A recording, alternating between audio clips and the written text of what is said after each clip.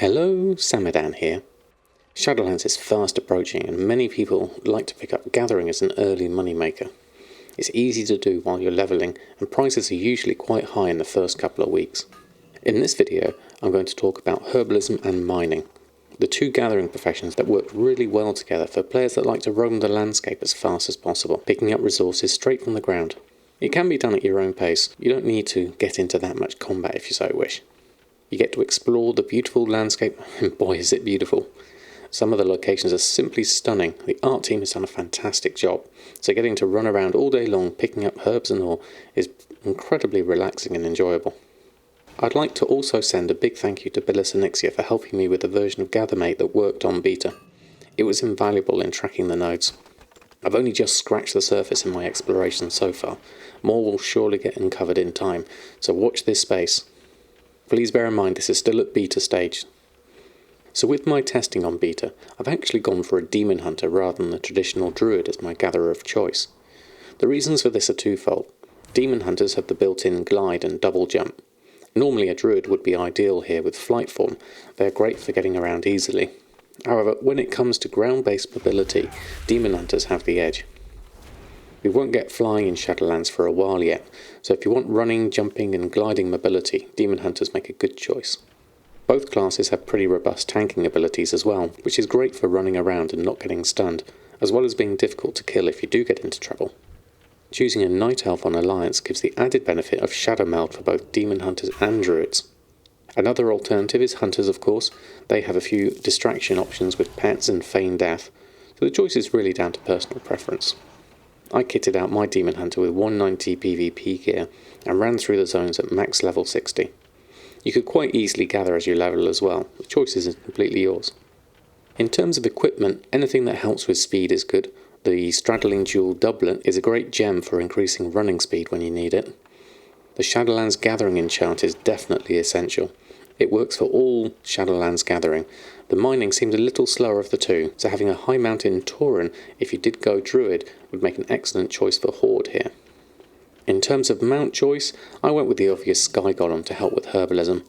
It really was useful, grabbing herbs from enemy infested areas and running back out. For mining, I used Shadow Melt as much as possible to avoid a fight. Goblin glider kits are also really handy to have, even as a demon hunter, because the glider travels shallower and faster than the demon hunter glide, and it's really good for getting over gaps, especially in places like Bastion. Herbalism and mining results are also heavily affected by your skill level in the profession. The lower level you are, the more petals and nuggets you get, instead of the full herbs and ore. Having a herbalist spade and a mining pick, along with any racial bonuses, is pretty useful. It took me about 4 to 5 hours to max up my skill in both. So what kind of resources are we looking for here? Well, there are common and uncommon herbs and ore you'll find in every zone. The common herb is Death Blossom, and the common ore is Leystrike. Then you have Nightshade, which has a chance of spawning everywhere, just like Anchorweed and BFA. This Nightshade is pretty integral to Inscription, so I can see this holding its price very well.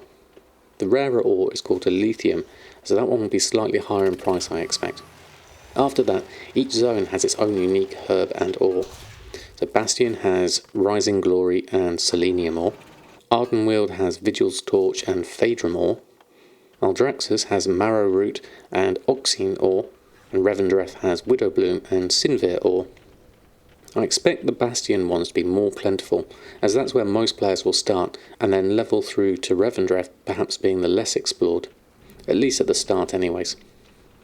When it comes to collecting herbs and ore, the ore will be in much greater supply I think, because the fact that you can get rich deposits spawning as well as regular ones. These rich nodes can sometimes have up to 24 ore in one node at max level, so the yield can be huge. The herbs, unfortunately, don't have any of the nice mechanics like we got in Legion, with random spawns giving you an extra dose of something. I really miss chasing after those foxflower nodes. They were great. So let's look at each zone and I'll talk about rough routes, the spawns that I found so far, and things to watch out for. Bastion. Now Bastion is great. Nice open plains of grassy fields with rocky outcroppings. These are a good source of nodes. It's usually a good idea to follow the higher ridges around the rocky edges, scanning as you go. Once you've collected the higher nodes, you can drop down a tier or two to the lower ones. Bastion has quite a lot of height elevation to it, so it really pays to be able to glide here. The central area is largely free of dangerous concentrations of mobs, and your route can be fairly meandering, so do loops up and round the crests and then drop into the valleys as you find more nodes.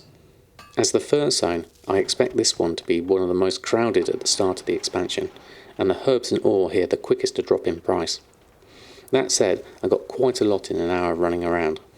I got 89 Rising Glory, 101 Death Blossom, and 17 Nightshade. In ore, I got 163 Lacerite, 143 Selenium, and 89 Alethioum, plus some porous and shaded stone. So all in all, I think Bastion's a great resource for getting started. Now, Ardenworld is a stunning zone. I could wander around here for hours. It's largely a sloping zone towards the south, so not as sharply varied as Bastion. It still has some elevation in places though. There are some pockets of dangerous areas in the corners with elite mobs, so avoid those if you don't want to get into a fight. Other than that, enjoy roaming around the middle. There's a nice gentle route you can take, making a great big smiley face for Ardenworld. One of my favourite zones by far. In about an hour here, I got 42 Death Blossom, 65 Vigil's Torch, and 6 Nightshade. From the ore side, I got 86 Lacerite, 71 Phaedrum, and 39 Alethioum. You can also get Twilight Bark here when you mine nodes, and that's used for dual crafting the staves. There is less here than Bastion, but that's more likely down to me wandering around enjoying the view than anything else. I've not discovered the nodes as thoroughly as Bastion at this point, so I imagine things will get better in time. Now, Maldraxxus, my least favourite looking zone. Personal opinion, of course. It's a bit brown for my liking. That said, there are some interesting mushroom formations I've not explored yet. If you generally avoid the 4 houses in the corner, as they're filled with mobs and are a pain to get through.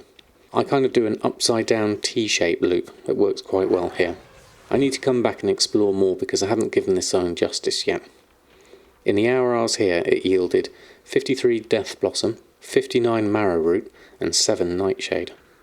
In ore, I got 50 Lacerite, 98 Oxine ore, and some porous stone. I feel there's more to this zone, but it's quite a sprawl, and I don't feel I was very efficient in getting around it yet compared to the others. Now, Revendreth I was expecting to be like Maldraxxus, all buildings and not much there. It's quite densely packed, which makes it really good to find a route through the southern half. I expect to be travelling up and down a lot. There are more cliffs and vertical drops than any other zone. Stick to the natural looking valleys and canyons, and you'll find some really good ore and herbs there. I like to call this the sausage dog route. It looks incredible in places. It's a surprisingly varied zone, with lots of interesting shapes.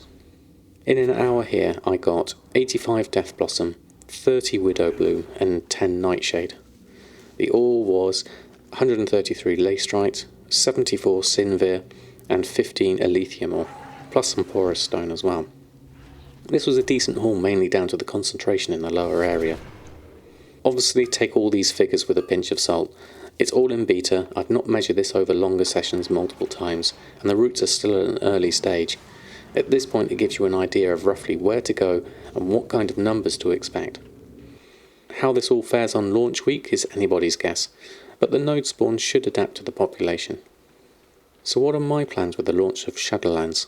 Well, I'm likely to be one of those people buying up as much resources as I can at the start because I want to go all in on professions. I don't have a dedicated dual gatherer character, and my demon hunter is a leatherworker and skinner. My druid and rogue both have herbalism, so I imagine I'll gather them as I level them to 60. My miner is a death knight, so as a tank he should be fine running around. I'm going to stock up on glider kits as they're going to be really handy for a long while until we get flying. All in all, gathering is fun. I'm incredibly excited for Shadowlands. I really wish there was something to boost the herb nodes like we have with the ore. That would be the icing on the cake. Nightshade is going to be very useful and lucrative at the start. I imagine Death Blossom and Lacerite will drop in price first, but then again it will get consumed in large quantities by the professions. It's all down to the supply and demand on your server. Thanks again, Billis, for making this possible. I look forward to discovering more nodes and routes in my travels. The environments are simply beautiful. Nice work, Blizzard Art Team. You're the best.